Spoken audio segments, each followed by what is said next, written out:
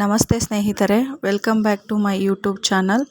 ಇವತ್ತು ನಾನು ಚೈತ್ರ ಮಾಸದಲ್ಲಿ ಬರುವಂತಹ ಚೈತ್ರ ಹುಣ್ಣಿಮೆ ಯಾವತ್ತು ಬಂದಿದೆ, ತಿಥಿ ನಕ್ಷತ್ರ ಆರಂಭ ಯಾವಾಗ ಮುಕ್ತಾಯ ಯಾವಾಗ ಅಂತ ತಿಳಿಸ್ತಾ ಹೋಗ್ತೀನಿ. ವಿಡಿಯೋ ಎಲ್ಲ ಸ್ಕಿಪ್ ಮಾಡದೆ ಕೊನೆವರೆಗೂ ನೋಡಿ. ಮೊದಲನೇದಾಗಿ ಚೈತ್ರ ಮಾಸದಲ್ಲಿ ಬರುವಂತಹ ಹುಣ್ಣಿಮೆಯನ್ನು ಚೈತ್ರ ಹುಣ್ಣಿಮೆ, ಇದಕ್ಕೆ ಕೆಲವು ಕಡೆ ದವನದ ಹುಣ್ಣಿಮೆ ಅಂತಲೂ ಹೇಳಲಾಗುತ್ತೆ. ಇದು ಯಾವತ್ತು ಬಂದಿದೆ ಅಂತ ನೋಡೋದಾದರೆ 1ನೇ ತಾರೀಕು ಏಪ್ರಿಲು ಬುಧವಾರ 7 ಗಂಟೆ 7 ನಿಮಿಷಕ್ಕೆ ನಮಗೆ ಹುಣ್ಣಿಮೆ ಶುರುವಾಗುತ್ತೆ. ಮುಕ್ತಾಯವಾಗೋದು 2ನೇ ತಾರೀಕು ಗುರುವಾರ 7 ಗಂಟೆ 42 ನಿಮಿಷಕ್ಕೆ ಬೆಳಗ್ಗೆನೇ ಮುಕ್ತಾಯವಾಗುತ್ತೆ. ಆದರೆ ನಾವು ಯಾವುದೇ ಆಗಲಿ ಹುಣ್ಣಿಮೆ, ಅಮಾವಾಸ್ಯೆ, ಪೂಜೆ ತಗೊಳ್ಳೋದು, ಹಬ್ಬಗಳು ತಗೊಳ್ಳೋದಾಗಲಿ ಸೂರ್ಯೋದಯ ಯಾವ ತಿಥಿಯಲ್ಲಿ ಬಂದಿದೆ ನೋಡ್ಕೊಂಬಿಟ್ಟು ತಗೋತೀವಿ. ಆ ಕಾರಣ ಈ ಹುಣ್ಣಿಮೆ ಗುರುವಾರ ಅಂದರೆ 2ನೇ ತಾರೀಕು ಗುರುವಾರನೇ ಸೂರ್ಯೋದಯ ತಗೊಂಡಾಗ ನಮಗೆ ಗುರುವಾರ ಹುಣ್ಣಿಮೆ ಸಿಗುತ್ತೆ. ನಾವು ಗುರುವಾರನೇ ಹುಣ್ಣಿಮೆಯನ್ನು ಆಚರಣೆ ಮಾಡಬೇಕಾಗುತ್ತೆ. ನೀವು ಮಾಮೂಲಿಯಾಗಿ ತಿಂಗಳ ಯಾವ ಥರ ಹುಣ್ಣಿಮೆಯನ್ನು ಆಚರಣೆ ಮಾಡ್ತಾರೋ ಅದೇ ಥರ ಮಾಡಿದರೆ ಸಾಕಾಗುತ್ತೆ. ಬೆಳಗ್ಗೆ ಎದ್ದುಬಿಟ್ಟು ಅಂದರೆ ಈ 7 ಗಂಟೆ 42 ನಿಮಿಷಕ್ಕೇ ಹುಣ್ಣಿಮೆ ಮುಕ್ತಾಯವಾಗಿರೋದ್ರಿಂದ ಬೆಳಗ್ಗೆ ಬ್ರಾಹ್ಮಿ ಮುಹೂರ್ತದಲ್ಲೇ ಹುಣ್ಣಿಮೆ ಪೂಜೆಯನ್ನು ಮಾಡಿದರೆ ಒಳ್ಳೆಯದು. ಬೆಳಗ್ಗೆನೇ ಎದ್ದುಬಿಟ್ಟು ನೆಲ ಎಲ್ಲ ಸ್ವಚ್ಛಗೊಳಿಸಿ, ದೇವರ ಮನೆ ಸ್ವಚ್ಛಗೊಳಿಸಿ ಮಾಮೂಲಿ ಪೂಜೆಯನ್ನು ಮಾಡುವಂಥದ್ದು. ಈ ಚೈತ್ರ ಮಾಸದಲ್ಲಿ ಬರುವಂಥ ಚೈತ್ರ ಹುಣ್ಣಿಮೆ ದಿನವೇ ಹನುಮ ಹುಟ್ಟಿದ ಅಂತ ಹೇಳಲಾಗುತ್ತೆ.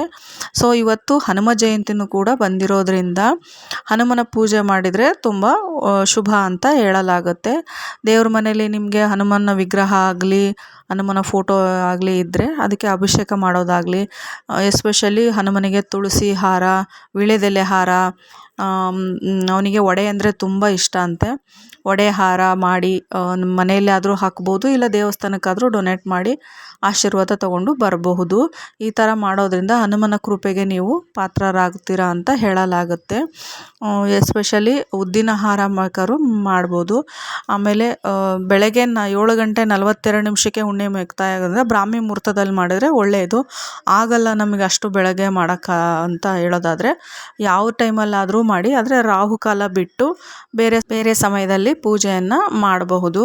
ಬೆಳಗ್ಗೆ ಆಗಲಿಲ್ಲ ಅಂದರೆ ಆ ಥರ ಮಾಡ್ಕೊಳ್ಳಿ. ಯಾಕೆ ಚೈತ್ರ ಮಾಸದಲ್ಲಿ ಹನುಮ ಜಯಂತಿ ಬರುತ್ತೆ, ಚೈತ್ರ ಹುಣ್ಣಿಮೆ ದಿನವೇ ಬರುತ್ತೆ ಅಂತ ನೋಡೋದಾದರೆ, ರಾಮ ಹುಟ್ಟಿ ವಾರದಲ್ಲೇ ಹನುಮ ಹುಟ್ಟಿದ ಅಂತ ಪುರಾಣಗಳಲ್ಲಿ ಉಲ್ಲೇಖ ಇದೆ. ಅಂದರೆ ರಾಮನಿಗೆ ದೂತನಾಗಿ ಹನುಮಂತನ ಬರಬೇಕು ಅಂತ ಅದು ಲಿಖಿತ ಆಗಿರೋದ್ರಿಂದ, ಬ್ರಹ್ಮಲಿಖಿತ ಆಗಿರೋದ್ರಿಂದ ರಾಮ ಹುಟ್ಟಿದ ವಾರದೊಳಗೇ ಹನುಮ ಹುಟ್ಟುತ್ತಾನೆ, ಹನುಮ ಜಯಂತಿ ಬರುತ್ತೆ ಅಂತ ಕೂಡ ಕೆಲವು ಪುರಾಣಗಳ ಪ್ರಕಾರ ಹೇಳಲಾಗುತ್ತೆ. ಆದ ಕಾರಣ ಚೈತ್ರ ಮಾಸದಲ್ಲಿ ಬರುವಂಥ ಚೈತ್ರ ಹುಣ್ಣಿಮೆ ದಿನ ಹನುಮ ಹುಟ್ಟಿದ್ದು ಅಂತ ಹೇಳಲಾಗುತ್ತೆ. ಹನುಮ ಜಯಂತಿಯಿಂದ ವಿಜೃಂಭಣೆಯಿಂದ ಆಚರಣೆ ಮಾಡಲಾಗುತ್ತೆ. ಹನುಮನ ಬಗ್ಗೆ ಇನ್ನಷ್ಟು ವಿಡಿಯೋಗಳು ನಾನು ಅಪ್ಕಮಿಂಗಲ್ಲಿ ತಿಳಿಸ್ತಾ ಹೋಗ್ತೀನಿ. ಇದಾಗಿತ್ತು ಇವತ್ತಿನ ವಿಡಿಯೋ.